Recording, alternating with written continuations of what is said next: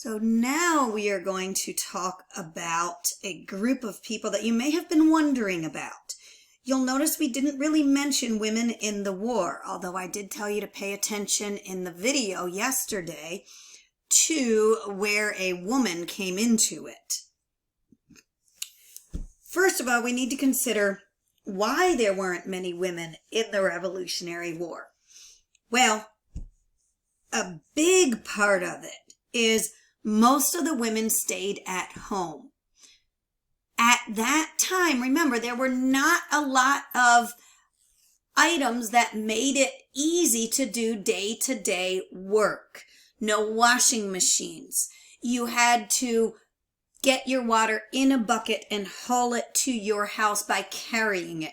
You had to get an axe and chop your wood. You had to plant your seeds by hand. You had to do your harvesting by hand. The turning of the soil to prepare it for a crop. You would hook your plow to a horse, but then you had to walk behind the horse to guide it in plowing the ground. Even if you had a business, it took a lot to run the business. You had to do all of the keeping track of the money, adding and subtracting. You had to do that by hand. You had to keep all of your records by writing them down, what you spent, what you bought, what you sold. If you ordered things on a ship, there was a lot of work involved in running a farm or running a business. When the war happened, the men were better suited to go and fight. They are stronger. They were able to take the rigors of battle. They already had more experience with firearms and weapons than the women did. So it made sense for the men to be the one to sign up to go and fight. That meant if the man was married and if they had a farm or a business, even just a log cabin out in the woods, if somebody didn't stay there to keep it going, they would lose everything that had been invested. So the women played an extremely important role staying home, running the farms and the businesses. They also raised the kids. There are stories of some pretty awful things of a few women who would follow their husbands and camp out behind the army. They would take kids along, and there are some awful stories of things that happened to the women and the kids when the camps were overrun if a battle didn't go well. And this is why most women and children chose to stay at home. Some women did help directly in the Revolutionary War. There are some awesome stories of women as spies, because at this time, men did underestimate women, especially they underestimated their ability to think on their feet. And so the women were able to more easily hide things if they were taking supplies to the Continental Army or if they had gathered information for the Continental Army. There's one story of a woman who would gather information about where the British ships were and so forth. And then she would get that information over to the Continental Army based on the way she hung her laundry out on the line. So women did act as spies. Some of them followed their husbands in the Continental Army. When they did, they still worked a lot. They would nurse the wounded. They would do the laundry. They would cook. Some women did fight. It was a very few that we know of. One of them was named Deborah Sampson, and later on she wrote her story down because she got married after the Revolutionary War, and she and her husband were needing money. And so at that point, she wrote down her story of what it was like to serve in the Revolutionary War.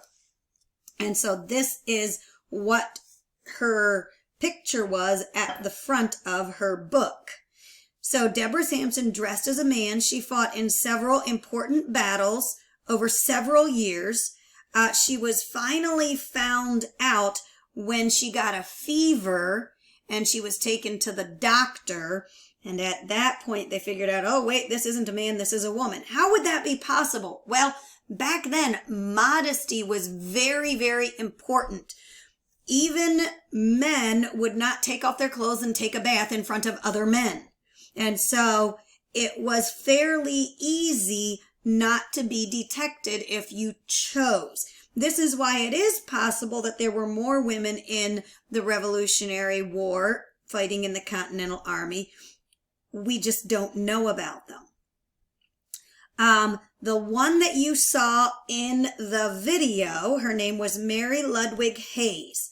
This is why we're talking about the women right now, because she played an important role in the Battle of Monmouth. The first thing that happened, remember, Monmouth, if you look across your page, happened on June 28th, 1778. It was one of the hottest days of that summer. And the battle happened at the hottest part of the day. So the men who were wounded in the battle, or even the ones who were fighting in the battle, they would empty their canteen and they would be absolutely parched.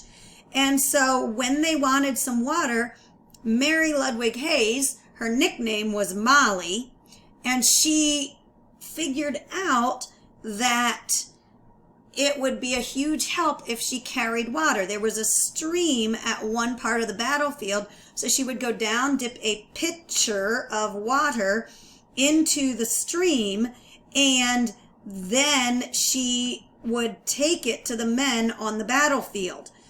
Now, the men on the battlefield aren't going to say, "Hey, Mary Ludwig Hayes, please bring us some water." As you saw in the video, Henry Knox was a great example. He hollered out, "Molly, pitcher!" In other words, Mary Ludwig Hayes, nicknamed Molly, please bring us your pitcher of water. In the process of the battle, her husband was wounded so that his cannon was unable to fire. It took a 10-person team to set up and fire one shot from a cannon and then set it up and fire again.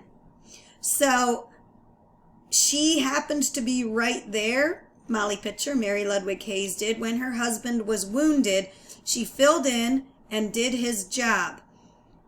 After the battle at Monmouth, Henry Knox made sure she was introduced to George Washington, and George Washington thanked her. Why would this be so important? Well, I am going to show you a bit more of the video just in case you missed it yesterday. The big fellow, remember we've talked about Henry Knox, was over 300 pounds. And so this is Henry Knox. And this is the part of the movie where we're going to have Mary Ludwig Hayes, also known as Molly Pitcher, come into it. Train your cannon to the left. Keep this one on the center of the enemy line. Now, why would it be so important for every last one of Henry Knox's cannons to keep firing for the Continental Army?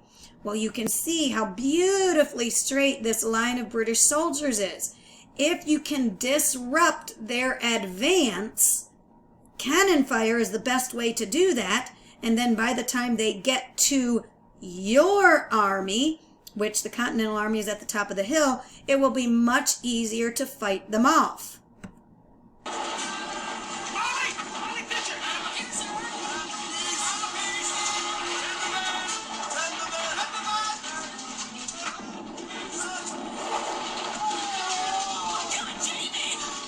So this is where her husband gets injured.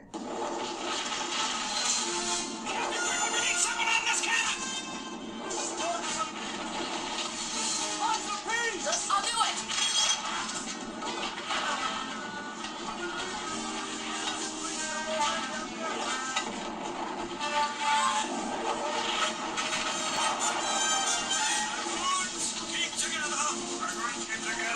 So now we have a cavalry charge. It's going to be important in later battles, the fact that the British cavalry riding their horses, this was a really scary thing to Continental soldiers who couldn't get away from a horse.